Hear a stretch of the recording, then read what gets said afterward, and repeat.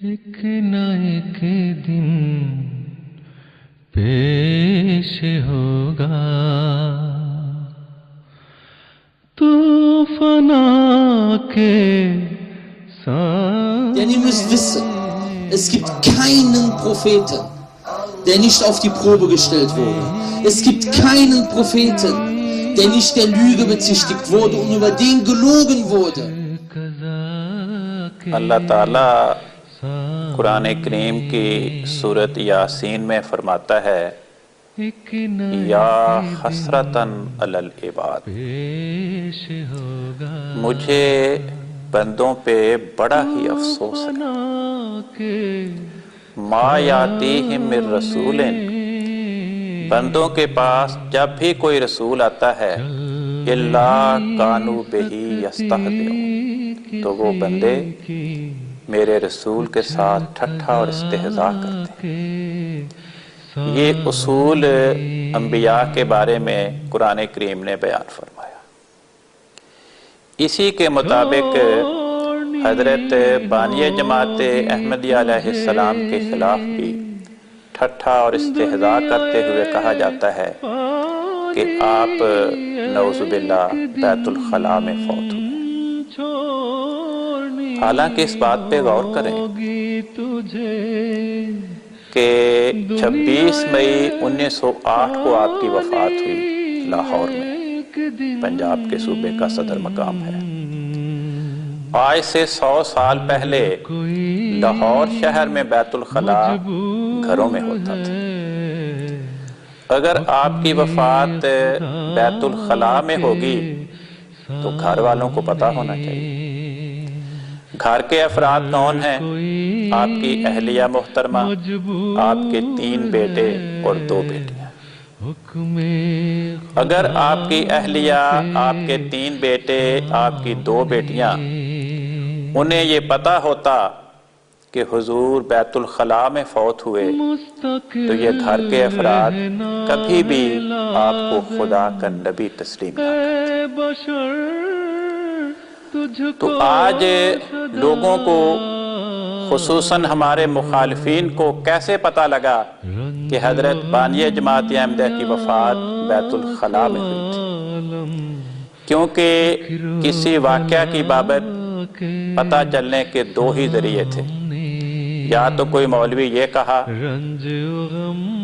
کہتا کہ مجھے مرزا صاحب کی بیوی نے بتایا، یا تینوں میں سے فلاں بیٹے نے بتایا، یا 2 بیٹیوں میں سے فلاں بیٹی نے بتایا. یہ کوئی مولوی نہیں کہتا. دوسرا ذریعہ یہ تھا کہ مولوی کہتے کہ ان افراد خانہ نے تو نہیں بتایا مگر مجھے خدا کی وحی نے بتایا. تو اللہ تعالیٰ نے ایسا انتظام کیا کہ مولوی وحی کے نزول کے ویسے ہی قائل نہیں ہے. وہ کہتے ہیں کہ وحی کا دروازہ بند ہے. وحی کا دروازہ بند مان کر انہوں نے عملاً اس بات کا اعلان کیا کہ ہمیں خدا نے نہیں بتایا. گھر کے افراد کے بارے میں وہ یہ کہتے نہیں کہ انہوں نے ہمیں بتایا. ہاں، اگر کوئی یہ کہے مرزا صاحب بیت الخلاء میں بیٹھے رفع حاجت کر رہے تھے اور میں جھانک رہا تھا بیت الخلاء میں نے دیکھا، تو سوال یہ ہے کہ جو مولوی اتنا بے حیا ہے کہ ایک شخص بیت الخلاء میں کپڑے اتار کے رفع حاجت کر رہا ہے اور وہ اس کو ننگے کو بیٹھے ہوئے دیکھ رہا ہے، ایسے شخص کی تو گواہی شریعت کی روح سے قابل قبول نہیں ہے. ہوا کیا؟ ہوا یہ کہ 25 مئی 1908 کو آپ نے ایک کتاب پیغام صلح کی تصنیف ختم کی عصر کے وقت. بڑھاپے کی عمر تھی آپ کی، گرمیوں کا موسم تھا، تو شدید محنت کے نتیجے میں رات کو آپ کو اعصابی کمزوری کی شکایت ہوئی، جس کے نتیجے میں آپ کو ایک اسہال آیا، قے ہوئی. اگلے دن 26 مئی کو صبح 10 بجے کے قریب آپ کی وفات ہوئی. اس دوران آپ کو 2-3 بار قے ہوئی اور 2-3 بار اسہال کی شکایت ہوئی. مولوی بعض اوقات یہ کہتے ہیں کہ چونکہ آپ کمزوری کے نتیجے میں بستر پر ہی آپ کو رفع حاجت کروائی جاتی تھی، اس لیے اسی بستر کو ہم بیت الخلاء قرار دیتے ہیں اور اس سے ہم استنباط کرتے ہیں کہ آپ کی بیت الخلاء میں وفات ہوئی. ذرا اس نقطے پہ غور کریں. سر جھکا بس دنیا کے تمام وہ انسان کے جو کسی قتل کے نتیجے میں سما یا حادثاتی موت کے نتیجے میں فوت نہیں ہوتے، طبعی موت وفات پاتے ہیں اور کئی دن بیمار رہ کر وفات پاتے ہیں، وہ سارے ہی جو زندگی کے آخری ایام ہوتے ہیں بستر پر ہی رفع حاجت کرتے ہیں. اگر بستر پر رفع حاجت کرنے والے کو یہ کہا جائے کہ بیت الخلاء میں فوت ہوا، تو پھر تو جب سے دنیا پیدا ہوئی دنیا کے انسانوں کی اکثریت کے بارے میں یہی کہنا پڑے گا کہ وہ بیت الخلاء میں فوت ہوئے. نہ کوئی نبی اس الزام سے بچے گا، نہ کوئی ولی بچے گا، نہ کوئی مومن، نہ کوئی کافر، نہ کوئی نیک، نہ کوئی بد. ہر قوم کے افراد جو زندگی کے آخری ایام بیماری میں بسر کرتے ہیں اور بستر پہ پڑے رہتے ہیں اور پھر ان کی وفات ہوتی ہے اور بستر پر ہی ان کو پیشاب کروایا جاتا ہے، بستر پر ہی رفع حاجت کروایا، وہ سارے اس الزام کے نیچے آئیں گے. رسول پاک صلی اللہ علیہ وسلم اپنی آخری بیماری میں کئی دن تک بستر پہ بیمار رہے، مسجد میں نہیں جا سکے. تو کیا رفع حاجت کے لیے آپ باہر جاتے تھے؟ وہیں پر آپ کو رفع حاجت کروائی جاتی تھی.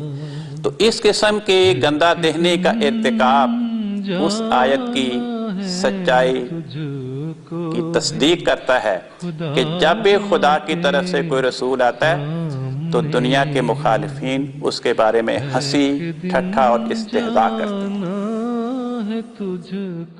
Denn ihr müsst wissen, es gibt keinen Propheten, der nicht auf die Probe gestellt wurde. Es gibt keinen Propheten, der nicht der Lüge bezichtigt wurde und über den gelogen wurde. کے سامنے کب جھوٹ پھلتا ہے بھلا،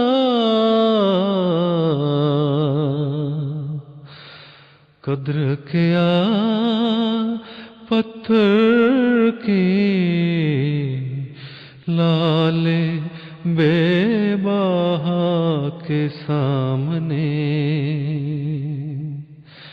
قدر کیا پتھر کی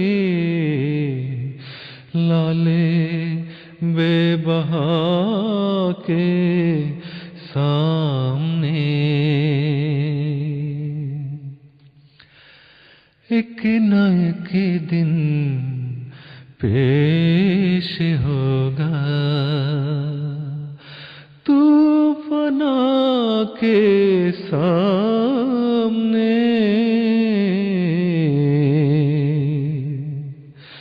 چل نہیں سکتی کسی کی کچھ قضا کے سامنے، کچھ قضا کے